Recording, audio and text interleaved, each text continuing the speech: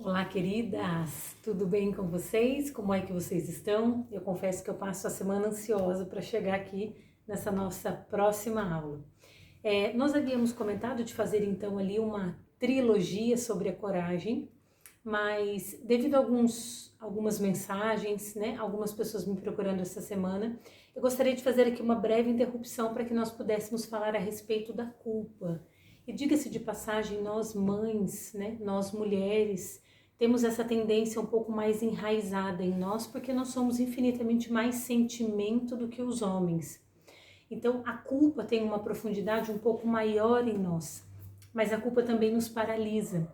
Então, eu queria tratar com vocês aqui brevemente sobre dois aspectos da culpa, a partir de um aspecto ruim e de um aspecto positivo.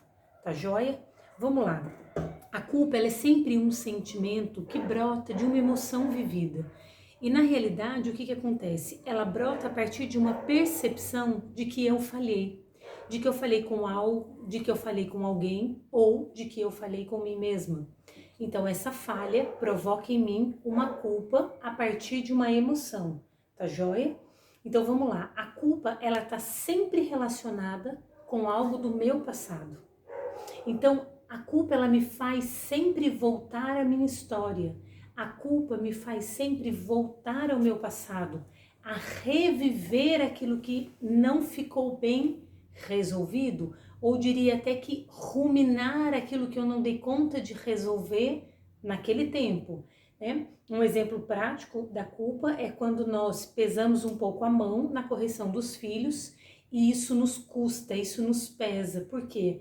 Porque a culpa é sempre relacionada, né, a uma percepção de que eu falhei com aquele meu filho, de que eu falhei na educação do meu filho. Por quê? Porque eu fui severa demais, ou porque eu fui dura demais, percebe? Então, nesse ponto, a culpa vem e aí ela faz todo o seu papel dentro de mim. E isso é complicado. O sentimento da culpa, ele brota sempre a partir de uma emoção vivida, então uma raiva, a tristeza, e aí são inúmeras as emoções. Tem gente que sente culpa de coisas reais, coisas que aconteceram na vida, na vivência, na história, mas existem pessoas que sentem culpa de coisas que nunca aconteceram e que de repente nunca vão acontecer. E por quê? Porque são pessoas que têm a mente projetada no futuro. São pessoas que pensam tanto, tão aceleradamente, que elas estão sempre projetadas para o futuro. E aí o que acontece? Elas já se antecipam por algo que de repente não vão fazer ou temem não dar conta de fazer, e isso já começa a provocar nelas esse sentimento de culpa, percebe? Ela já começa a viver este sofrimento sem mesmo ter feito o ato. Então nós precisamos tomar bastante cuidado com isso. Quando brotar o sentimento de culpa, compreender se de fato é uma culpa real ou se aquilo é uma culpa projetada no futuro, né? De algo então que eu ainda não vivi e já me sinto culpada por isso, tá joia?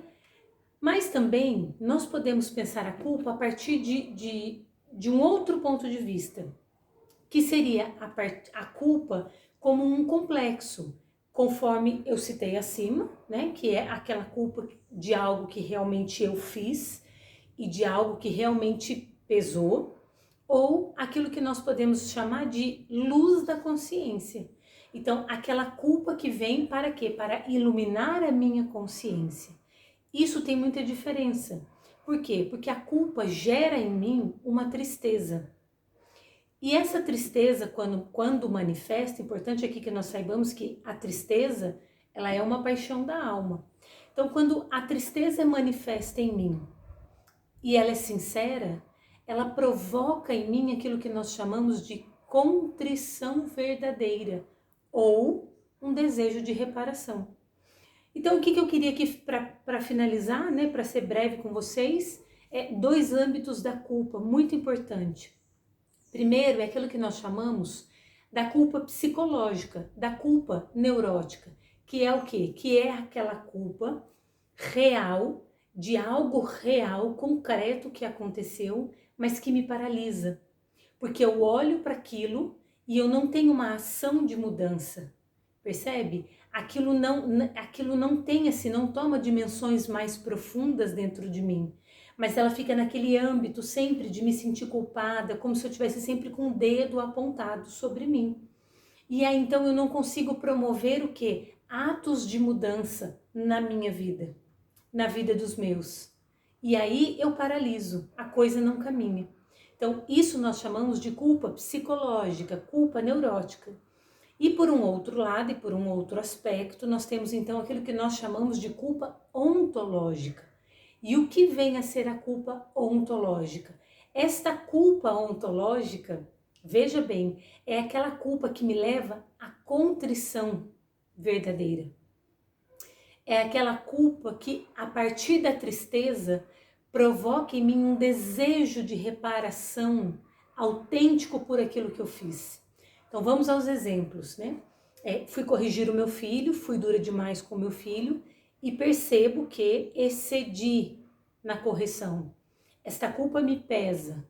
Eu vou lá, né? Eu vou reparar o erro, então eu vou me desculpar com o meu filho, eu vou dizer a ele, pedir desculpas pelo que eu fiz, claro, sem isentá-lo do erro que ele cometeu ali, mas, porém, esta tristeza que gera a partir desta culpa ontológica, ela promove em mim este desejo de reparação. Logo, eu vou ter atos virtuosos, porque eu quero fazer melhor, percebe? Então, esta culpa, ela gera em mim mudança, ela promove em mim mudança, e isso é belíssimo. Então, minhas queridas, tenhamos isso muito claro no coração e na mente. Quando a culpa bater, aquele sentimento de culpa chegar, ou de repente ele até já existe, né? Nós não sabemos.